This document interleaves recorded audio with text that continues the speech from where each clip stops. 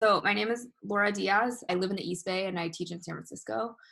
Um, and I learned about environmental justice from a professor. She taught me about like these maps. And so then the moment I saw those maps, I was like, oh my gosh, it made me really angry because I learned about like what I had been exposed to.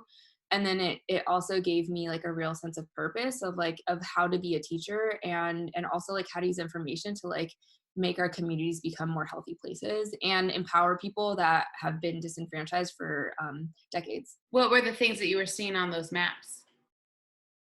So Um, this map is published by California EPA, and there's a specific arm called OEHA, and what they really do is they take all the stuff, so like um, pollution indicators and demographic data, and they layer it on a map. And so it is impossible to ignore how blatant like certain areas, like this is Central California, and Central California is where most of our agricultural it takes place, and the people that work in the fields and the demographics in this area are largely immigrant farm workers, are incredibly disenfranchised um, and are exposed to some pretty crazy things. So what I when I saw this map, I was like, what? And I wanted to see where I was from. Like I think usually when my students see these maps, they first check out like where they're from. But each gray outline is a census tract. So again, like the reason why there's like all these campaigns right now for like make your voice be heard, get counted, be part of the census, it's like we can use that data to give a more accurate picture of what is happening in each of these census tracts. And like the reason why some are bigger than others, it's by like how many people live in that area. So it's like they try to get like the same number of individuals in each tract.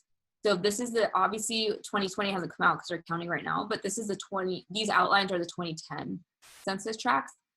The color spectrum is the more green it is, the more healthy that environment is, and the more red it is, the worse it is. And it goes on a percentile scoring. And if it's 100 percentile, that means it's the most polluted.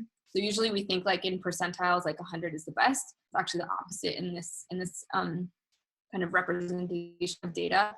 Here's Oakland, which some people, if you keep going east, I grew up right here. So I'm gonna like focus in. Here's Antioch and here's Pittsburgh. And I grew up right here.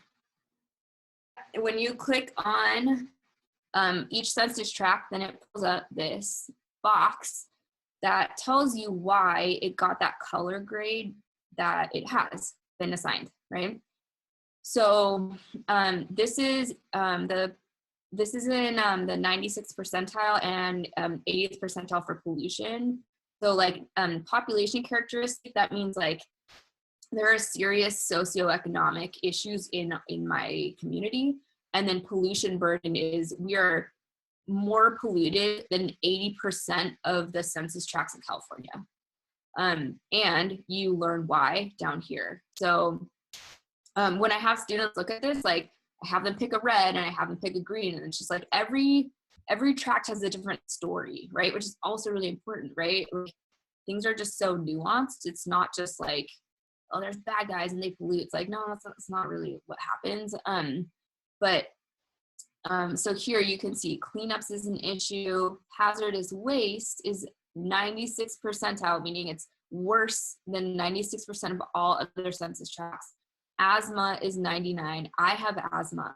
So like when I saw this, I was pissed. And I was like, how did my government officials allow this to happen?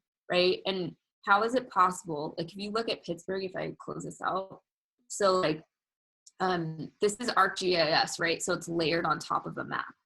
There's the delta runs from here and then drops into the bay like more over here. So like I grew up here, my mom would take us fishing right here. And then when I saw these maps, I didn't realize, but there's a Dow chemical plant right here. and it's literally like a mile away from my home. And that chemical plant has been cited and sued for toxic releases, and like and that's happened in the soil, in the air, and in the water. Like, and that chemical plant manufactures pesticides, and they're carcinogens, and like that was the air that I was breathing, like, and probably the reason why I developed respiratory illness and ultimately a chronic illness. But here's the thing, like, I don't think it's like a sob story, right? Like, this made me mad, and it made me do stuff. So like every opportunity that I have, I share these maps, and it's like such a cool way for like the community to engage in data, and it's a really cool way to like show data in a way that's not off-putting, right? Because like if you think about the demographics from here, so if you scroll down, there's more, right? So 68th percentile linguistic isolation. There is, so again, here's demographic breakdown: 39% African American and 38% Hispanic, right? My dad is from Mexico. And my community is like mostly brown or black. And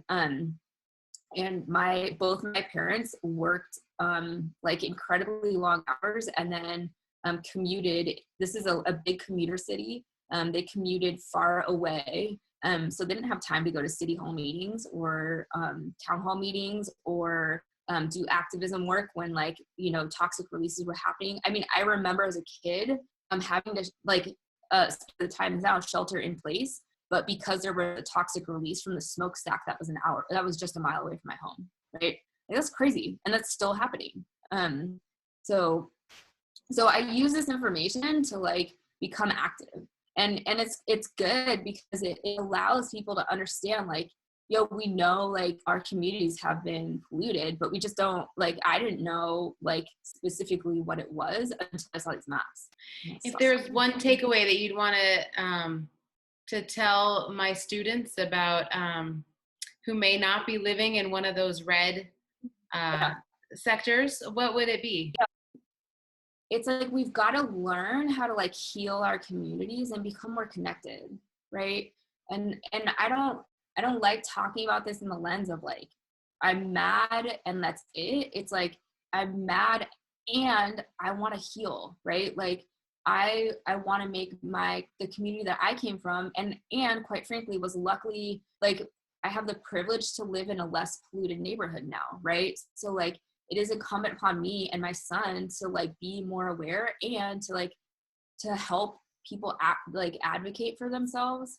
And so like we can do that. And I think that's why environmental science is so important, because it's like when you have the tools of knowledge, like it's your duty to actually share that in a way that like makes your community, and however you define community, a better place.